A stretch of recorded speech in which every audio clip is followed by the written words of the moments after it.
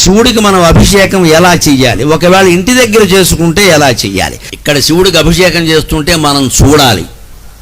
దయచేసి భక్తులు ఎవ్వరు మనం స్వయంగా చెయ్యాలి అని గర్భగుడిలోకి వెళ్ళి పాల ప్యాకెట్లు చింపి పోసేయకుండా. ఈ మధ్య సంస్కృతి బాగా వచ్చేసింది.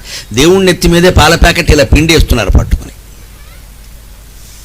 అసలు ప్లాస్టిక్ వస్తువు అనేది గుళ్ళోకి వెళ్ళకూడదని, పెడితే దేవుడు ఉండడు అక్కడ. ప్లాస్టిక్ అంటేనే కాలుష్యం. అంతగా పాలతోనే చేయవలసి వస్తే పవిత్రంగా ఓ రాగి చెంబులోనో ఇత్తడి చెంబులోనో పాలు పోసి పట్టుకురాలేవా? ఆ ప్యాకెట్ ఇలా కొని పట్టుకొచ్చేయడమా? ఆయనేమో అంతకంటే ఇలా అని ఓసారి ఇలా పిండేయడమా? ఇంకా దుర్మార్గం. స్వచ్ఛమైన పాలు ఇంటి దగ్గర నీ ఆవు దగ్గర నువ్వు పిండి, గేదె దగ్గర నువ్వు పిండి ఓ చెంబులో పోసి పట్టుకురాలేవా? అవి అర్చకుడికి ఇవ్వలేవా? అభిషేకం చేసి ఆ చెంబు పట్టుకెళ్ళావా? బద్ధకాలు మనకి ఈ చెంబు వేయడానికి. మరి శివుడు ఎలా అనుగ్రహిస్తాడండి?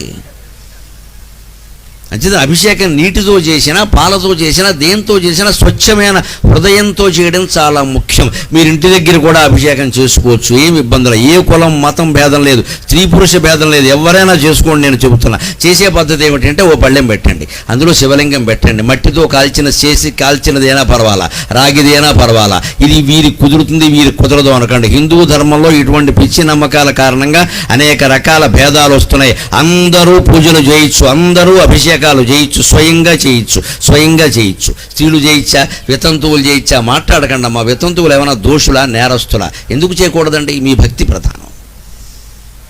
నేను 17 ఏళ్ల వయస్సులోనే మా ఇంట్లో ఒక శివలింగం మట్టితో కాల్చింది తయారు చేసి నేను నిత్యం అభిషేకం చేసేవాడు. ఉపనయనం కాని వయస్సులో కూడా మా అమ్మ అనుమతి ఇచ్చింది, నేను చేశాను. అనుభూతి ప్రధానం. అక్కడ ఓ పళ్ళెం పెట్టాం కింద, అందులో శివలింగం పెట్టాం. అక్కడ హాయిగా శివసహస్రనామాలు చదువుతూ, మీకు తోచినటువంటి పద్యాలు చదువుతూ నెమ్మదిగా 1000 నామాలు అయ్యేలోగా 1000 ఉద్ధరణలు అందులో పోయండి. ఆ పళ్ళెమంతా నిండిపోతుంది. నీటి మధ్యలో శివుడు కనపడతాడు. అప్పుడు ఆ నీళ్లు పట్టుకెళ్ళి తులసికోటలో పోయండి. ఒక్క ఉద్ధరణ నీళ్లు మీరు తాగండి. ఎంత పవిత్రంగా ఉంటుందో మనస్సు. మా ఇంట్లో నేనే అభిషేకం చేస్తుంటే నాకే అనిపించింది, ఓ ఇక్కడ నీళ్లను పట్టుకెళ్ళి తులసికోటలో పోయండి, పవిత్ర ప్రదేశంలో పోయండి అని ఎందుకు చెప్పారంటే ఇది నాకు కలిగిన భావన. ఈశ్వర దేహమందు పరమేశ్వర దివ్య విభూతినంటి మీరు అభిషేకం చేసినా, అర్చన చేసినా చూడండి అమ్మా, దయచేసి చూడండి. ఇలా విసిరినట్టుగా పువ్వులు వేయకండి, ఎవరికో ఇది అలా పారేసినట్టుగా చేయకండి. గుళ్ళో ఒక్కటి మాత్రమే అర్చకుడికి ఇవ్వాలి, మనం చేయకూడదు.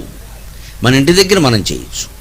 ఇక్కడ ఎందుకు చేయకూడదు అంటే మీరు కోరితే అందరూ కోరుకుంటారు. ఒక 100 మంది చేయమంటే ఆ గుడి ఏమైపోతుందో ఆలోచించండి.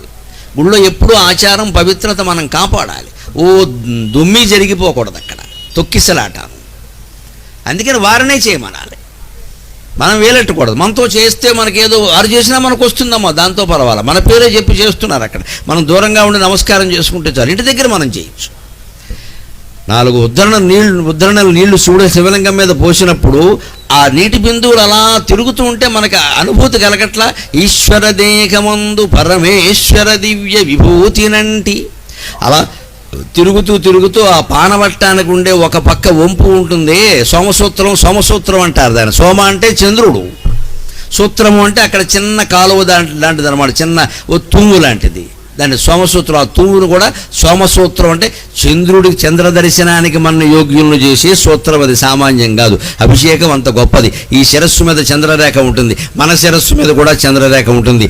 ఈ బ్రహ్మరంధ్రం ఉండే చోట చంద్రరేఖ ఉంటుంది. అక్కడి నుంచి ఎప్పుడూ అమృతం స్రవిస్తూ ఉంటుంది. మనకి తెలియదు, ఎందుకంటే కొండ నాలుక ద్వారా జారుతోంది. బొట్టు జఠరాగ్నిలో పడుతోంది, మొత్తం గంగలో కలిసిపోయింది.